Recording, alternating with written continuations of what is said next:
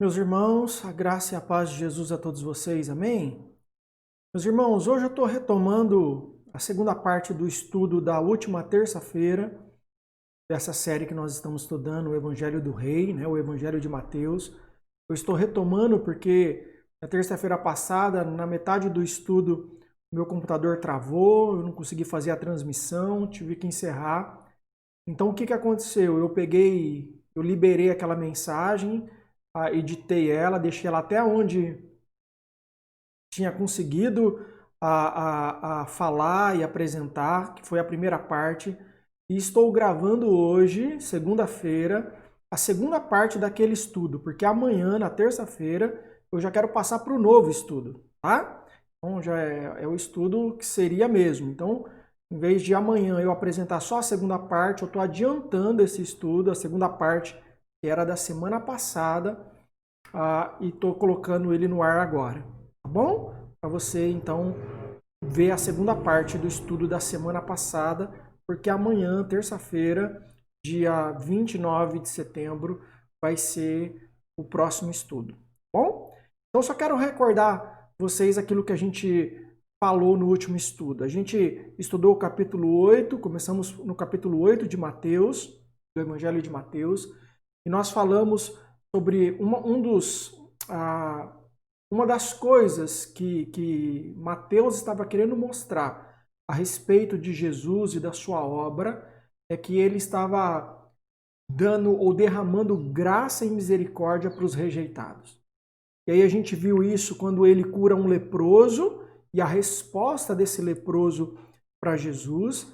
Depois nós vimos como ele cura um servo do centurião, um criado de um centurião, né, um gentil, um romano, e Jesus cura o servo dele de uma maneira poderosa, de forma à distância, né, e Jesus enfatiza e destaca a fé que esse romano, que esse centurião teve em Jesus, apesar dele não adorar o único Deus verdadeiro, dele ser adorador de vários deuses, demonstrou uma fé enorme em Jesus. Depois nós vimos Jesus curando a sogra de Pedro, né, e a maneira como ela já levanta disposta a servi-lo, se torna produtiva. E nós vimos então a primeira colocação que Jesus faz acerca do discipulado, porque capítulo 8 e 9 ele interrompe as suas curas para chamar a atenção a respeito do discipulado. Nós vimos ele falar então a respeito disso com um escriba, dizendo que, olha, o filho do homem não tem aonde repousar a cabeça, então se você quer segui-lo, você precisa estar disposto a seguir alguém que não te promete recursos materiais, não te promete conforto, pelo contrário, vai te tirar do conforto, né? Um seguidor lá anônimo que também se propõe a seguir a Jesus, e Jesus vai deixar claro que o preço do discipulado com relação às finanças ele não tem lugar nem para dormir, e com relação à família, porque era esse outro seguidor, era deixa primeiro eu sepultar o meu pai, os meus pais, e Jesus fala, você precisa renunciar à sua família para servir a Jesus. O seu amor, a sua devoção a Jesus precisa estar além da sua família, tá? Então, era sobre isso que a gente viu na semana passada e eu quero agora ver com os irmãos a partir daí. E eu quero ler com vocês agora o capítulo 8, o versos 23 até Mateus capítulo 8, verso 23, até o capítulo 9, o versículo 17, tá? Então, abra sua Bíblia aí, Mateus 8, 23, nós vamos ler até o 9, 17. Acompanhe comigo a leitura que diz assim, ó. Entrando ele no barco, seus discípulos o seguiram. De repente, uma violenta tempestade abateu-se sobre o mar, de forma que as ondas inundavam o barco. Jesus, porém, dormia, os discípulos foram acordá-lo, clamando, Senhor, salva-nos, vamos morrer. Ele perguntou, por que vocês estão com tanto medo, homens de pequena fé? Então ele se levantou e repreendeu os ventos e o mar, e fez-se completa bonança. Os homens ficaram perplexos e perguntaram: quem é este que até os ventos e o mar lhe obedecem? Quando ele chegou ao outro lado, a região dos Gadarenos, foram ao seu encontro 2 endemoniados que vinham dos sepulcros. Eles eram tão violentos que ninguém podia passar por aquele caminho. Então eles gritaram: que queres conosco, filho de Deus? Viestes aqui para nos atormentar antes do devido tempo? A certa distância deles estava pastando uma grande manada de porcos. Os demônios imploravam a Jesus: se nos expulsas, manda-nos entrar naquela manada de porcos. Ele lhes disse: vão. Eles saíram e entraram nos porcos, e toda a manada atirou-se precipício abaixo em direção ao mar e morreu afogada.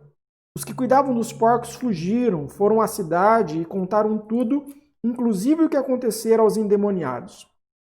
Toda a cidade saiu ao encontro de Jesus e, quando viram, suplicaram-lhe que saísse do território deles. Entrando Jesus num barco, atravessou o mar e foi para sua cidade. Alguns homens trouxeram-lhe um paralítico deitando em sua maca. Vendo a fé que eles tinham, Jesus disse ao paralítico: tenha bom ânimo, filho, os seus pecados estão perdoados. Diante disso, alguns mestres da lei disseram a si mesmos: este homem está blasfemando. Conhecendo Jesus seus pensamentos, disse-lhes: por que vocês pensam maldosamente em seu coração? E é mais fácil dizer: os seus pecados estão perdoados, ou levante-se e ande. Mas que para vocês saibam que o Filho do Homem tem na terra autoridade para perdoar pecados, disse ao paralítico: levante-se, pegue a sua maca e vá para casa. Ele se levantou e foi. Vendo isso, a multidão ficou cheia de temor e glorificou a Deus que dera tal autoridade aos homens. Saindo, Jesus viu um homem chamado Mateus sentado na coletoria e disse-lhe: siga-me. Mateus levantou-se e o seguiu. Estando Jesus em casa, foram comer com ele e seus discípulos muitos publicanos e pecadores. Vendo isso, os fariseus perguntaram aos discípulos dele: por que o mestre de vocês come com publicanos e pecadores? Ouvindo isso, Jesus disse: não são os que têm saúde que precisam de médico, mas sim os doentes. Vão aprender o que significa isso: desejam misericórdia, não sacrifício. Pois eu não vim chamar justos, mas pecadores. Então os discípulos de João vieram perguntar-lhe: por que nós e os fariseus jejuamos, mas os teus discípulos não? Jesus respondeu: como podem os convidados do noivo ficar de luto enquanto o noivo está com eles? Virão dias quando o noivo lhe será tirado, então jejuarão. Ninguém põe remendo de pano novo em roupa velha, pois o remendo forçará a roupa, tornando pior o rasgo. Nem se põe vinho novo em vasilha de couro velha. Se o fizer, a vasilha arrebentará, o vinho se derramará e a vasilha se estragará. Ao contrário, põe-se vinho novo em vasilha de couro nova e ambos se conservam. Vamos orar? Senhor, pedimos a Tua graça e a Tua misericórdia agora sobre nós, para que possamos compreender a Tua palavra, aplicá-la à nossa vida e obedecê-la. Nos ajuda no entendimento dela, Senhor. É a nossa oração. No nome de Jesus. Amém. Muito bem, meus irmãos, nós vamos ver essa segunda parte aqui do estudo. Então, a primeira foi graça e misericórdia para os rejeitados. E essa segunda parte que Jesus vai tratar é graça para os atribulados. Eu já vou compartilhar aqui com vocês o slide. Aqui, graça para os atribulados. Muito bem. Mateus quer mostrar que Jesus tem autoridade sobre a natureza física, ele acalma a tempestade, ele tem autoridade no mundo espiritual, ele cura os endemoniados e ele tem autoridade no céu, ele tem autoridade para perdoar pecados, ele cura o paralítico. Então, em primeiro lugar, Jesus acalma uma tempestade. Jesus era uma pessoa com duas naturezas, uma natureza humana e uma natureza divina. A gente costuma dizer que Jesus é 100% homem, 100% Deus. E na sua humanidade, 100% homem, ele sentia fome, ele sentia sede, ele tinha cansaço físico. E no barco com os discípulos, Jesus dormia um pouco. E o que acontece quando Jesus dorme? Tempestade vem sobre as nossas vidas. É isso que acontece. O texto diz que violenta tempestade, com ondas gigantes, que ameaçavam o naufrágio do barco e a morte dos seus ocupantes. Versículo 25 diz: mas os discípulos foram acordá-lo, clamando: Senhor, salva-nos, vamos morrer. A presença de Jesus no barco da nossa vida não isenta a gente de problemas, não evita que tragédias se abatem sobre nós. Por isso nós também devemos orar e clamar: Senhor, salva-nos, senão nós vamos morrer. Quantas vezes nós precisamos fazer esse tipo de oração? Esse tipo de oração numa situação com os filhos, esse tipo de oração numa situação no emprego, numa situação no casamento, uma questão da saúde. Senhor, salva-nos, senão nós vamos morrer. Nós precisamos entender isso.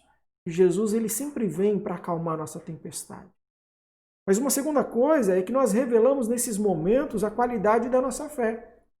Porque ele perguntou: por que vocês estão com tanto medo, homens de pequena fé? Essa expressão pequena fé refere-se à quantidade e à má qualidade da fé. Um comentarista desse texto diz que a falta de fé entre aqueles para os quais a fé deve ser central é especialmente decepcionante.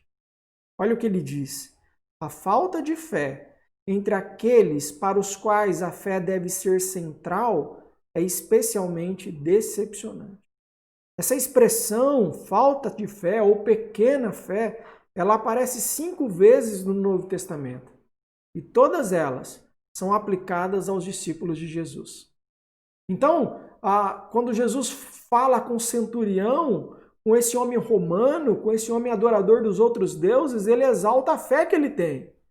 Quando Jesus lida com seus discípulos, com aqueles que estavam com ele já há algum tempo, junto dele, vendo os milagres que ele realizava, Jesus tem que lidar com a falta de fé deles, com a pequena fé deles.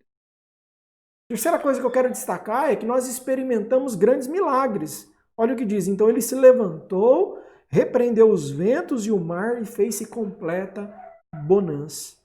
Jesus, usando da sua autoridade divina, ele repreende as forças naturais e tudo se acalma. Como Deus, Jesus, ele criou o universo material, criou o universo espiritual e tudo é mantido e sustentado por ele.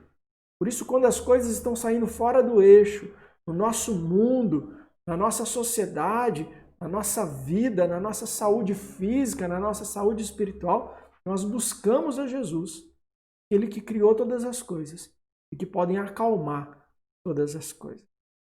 E o mais importante, talvez, é quando acontecem essas coisas, é que nós aprendemos a conhecer a Jesus.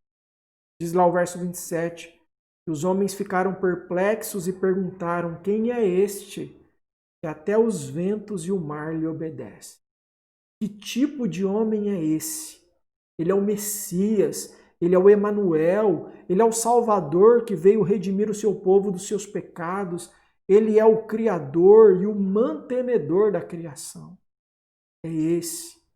Então, ele vem trazer paz aos atribulados, ele acalma a tempestade, ele se revela como alguém que tem tudo sob controle. Segunda coisa que Mateus vai nos ensinar aqui é sobre a cura de 2 endemoniados gadarenos.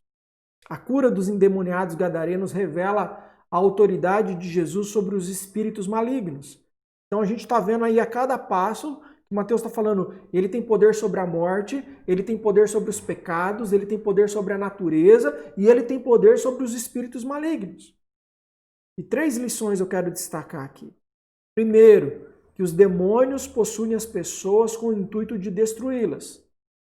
Esses homens, esses 2 homens, ou esse homem, porque Marcos e Lucas vão tratar como se fosse uma pessoa só, né? Não sabemos ao certo se eram 2 ou uma só pessoa. Esses homens possessos por uma legião de demônios teve a sua vida totalmente destruída. O homem estava nu, estava solitário, estava agressivo. Ele morava num cemitério, ele estava alienado da família, alienado da sociedade. Ele estava dominado pelo diabo na sua mente, no seu físico, nas suas emoções, na sua vontade. Mas uma segunda coisa que eu quero que você saiba disso É o que Tiago 2,19 vai nos dizer, que os demônios são crentes. Tiago diz, até mesmo os demônios creem e tremem. Ou seja, eles creem que Jesus é o Filho de Deus, eles conhecem a Bíblia, eles estiveram presentes em todos os fatos bíblicos desde a queda, eles reconhecem os verdadeiros pregadores, eles sabem quem são os falsos pregadores, eles acreditam na existência do inferno, eles sabem que existe um tempo para o juízo de Deus, eles são frequentadores assíduos da igreja. Eles não são ateus, nem céticos, nem agnósticos, nem liberais. Eles são ortodoxos no que creem. Eles sabem o que creem, por isso tremem. Mas uma terceira coisa que eu quero deixar clara é que somente Jesus pode libertar as pessoas do poder dos demônios. Os demônios imploravam a Jesus: se nos expulsas, manda-nos entrar naquela manada de porcos. E ele lhes disse: vão.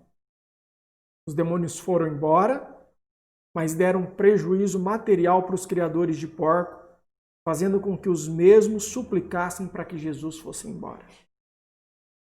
E aqui acontece um fato muito triste, porque agora aqueles dois homens, ou um homem, não sabemos ao certo, agora estava liberto, agora foi restituída à sociedade, agora ele pode voltar para sua família, agora ele não mais se machuca, agora ele não fica mais vagando pelo cemitério, agora ele pode voltar ao trabalho. Só que aquelas pessoas estavam mais preocupadas com o prejuízo dos porcos que tiveram do que com uma vida que foi restaurada à sociedade, que foi restaurada à família, foi libertada da opressão do inimigo.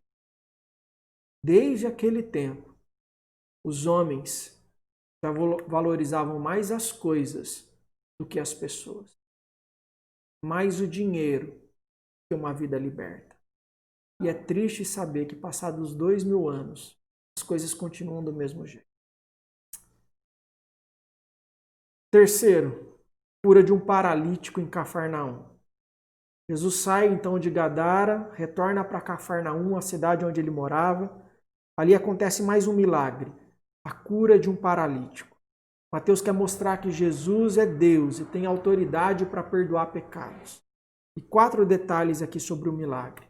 Primeiro, que o paralítico é levado a Jesus pelos seus amigos. São 4 amigos que venceram todas as barreiras para colocar o doente frente a frente com Jesus. Eles sabiam que somente Jesus poderia resolver o problema do amigo. Segundo, a fé que recebeu o milagre não foi do paralítico, foi a fé dos amigos. Jesus diz, vendo a fé que eles tinham, Jesus disse ao paralítico. A fé nos leva a evangelizar e a levar pessoas a Jesus. Todo crente é um missionário. Todo crente deve levar paralíticos espirituais para serem salvos por Jesus. Todo crente é um missionário e todo coração sem Jesus é um campo missionário. Aqueles 4 homens foram um missionário, levaram um paralítico até Jesus. O terceiro destaque que eu quero fazer é que Jesus trata primeiro da doença do pecado. Mateus 9:2. Jesus disse ao paralítico: tenha bom ânimo, filho, os seus pecados estão perdoados. Os escribas imediatamente acusaram Jesus de blasfêmia, porque só Deus pode perdoar pecados. Jesus, em sua onisciência, sabia o que pensavam, e por isso diz para eles, nos versos 5 e 6, o que é mais fácil dizer, os seus pecados estão perdoados, ou levante-se e ande? Mas para que vocês saibam que o Filho do Homem tem na terra autoridade para perdoar pecados, disse ao paralítico, levante-se, pegue a sua maca e vá para cá. O homem foi para sua casa curado fisicamente, curado espiritualmente. Quarto destaque que eu quero fazer. Pecadores perdoados são milagres que impactam o mundo. Diz o versículo 8, vendo isso, a multidão ficou cheia de temor e glorificou a Deus que dera tal autoridade aos homens. O milagre do perdão levou as pessoas a serem possuídas. O amor de Jesus aos homens perdidos. Das maravilhas. É esta a maior. Assim diz o hino do cantor cristão. O milagre do perdão levou as pessoas a serem possuídas. O amor de Jesus aos homens perdidos, das maravilhas, é esta. A segunda colocação de Jesus acerca do discipulado, Mateus intercala então as curas com a narrativa do seu chamado por Jesus. Ele diz no versículo 9: passando por ali, Jesus viu um homem chamado Mateus, o Mateus que está escrevendo o seu evangelho, sentado na coletoria e disse-lhe: siga-me. Mateus levantou-se e o seguiu. E observe aqui 3 lições que quero destacar aqui. Jesus é quem chama. Siga-me. Jesus é o autor desse chamado, que é a consequência da eleição. Jesus é soberano na salvação das pessoas. Não é as pessoas que o buscam, é ele que as busca. Jesus chama por uma vida de obediência e renúncia. Imediatamente, o texto diz que Mateus fez, levantou-se e o seguiu. Ser um discípulo de Jesus exige que abramos mão da nossa vontade. Se não renunciarmos a tudo, não podemos ser discípulos de Jesus. Terceiro, Jesus chama de forma eficaz. Jesus chamou e Mateus respondeu seguindo. Trata-se de uma ação poderosa de Deus através da pregação do Evangelho que leva a vontade humana a obedecer o seu chamado. A natureza humana, ela não quer obedecer. Mas quando Jesus chama, esse chamado é eficaz. A nossa rebeldia, a nossa natureza humana não consegue dizer não. Quando o Espírito está nos chamando, dizendo, siga-me, a gente não consegue resistir por muito tempo. Então, meus irmãos, o que a gente aprende aqui? Nós aprendemos que andar com Jesus não nos isenta de sofrimentos.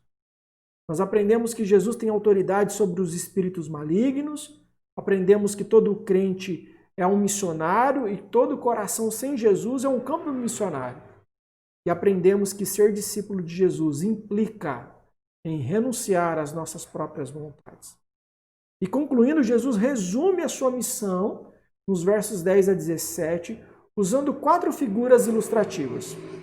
Ele vai dizer nos versos de 11 a 13 que ele é o médico que veio curar ou trazer saúde para pecadores e enfermos que reconhecem a sua doença.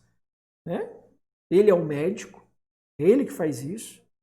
Nos versos 14 a 15, ele é o noivo que veio trazer a alegria espiritual.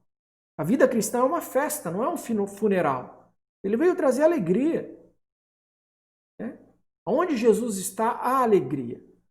E aí então ele diz, há momentos em que o jejum será necessário. Ele veio trazer vida em abundância e não remendar uma vida que já está estragada. Ele veio nos dar uma nova vida.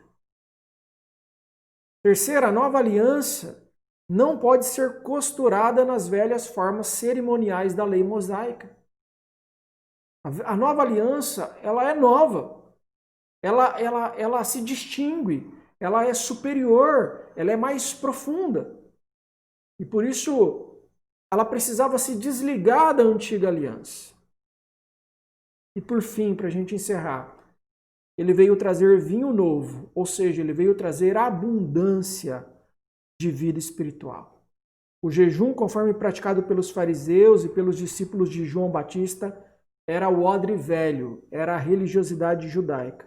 O vinho novo do Evangelho da Graça não poderia ser colocado dentro de um sistema já superado. Graça não se mistura com lei. A lei leva a graça, mas a graça é diferente da lei. Amém, meus irmãos? Que Deus possa ter edificado a sua vida, falado ao teu coração, que você tenha aprendido um pouco mais da palavra dele com essa segunda parte do nosso estudo, quando ele vai tratar desse segundo tópico e vai falar sobre paz aos atribulados e o seu poder sobre a natureza, o seu poder sobre os espíritos imundos, o seu poder para perdoar pecado. Bom? Deus possa te abençoar. Vamos orar e vamos encerrar? Senhor nosso Deus, muito obrigado pela tua palavra. Ela é poderosa para transformar a nossa mente e o nosso coração. E a partir disso, mudar a nossa obediência ou nos fazer obedecer, a mudar o nosso comportamento. Nós te louvamos por isso, porque o Evangelho é o poder de Deus para a salvação, para a transformação de todo aquele que crê. Que o Senhor abençoe, Pai, a tua igreja, o teu povo, abençoe a todos aqueles que ouviram essa palavra, que sejam tocados, inspirados, transformados pela obra do teu Espírito. Em nome de Jesus, eu oro e agradeço. Amém. Deus abençoe você, que você possa ter um bom dia, possa ser edificado com essa palavra, possa ser abençoado, que a gente possa continuar o nosso estudo amanhã. Deus abençoe.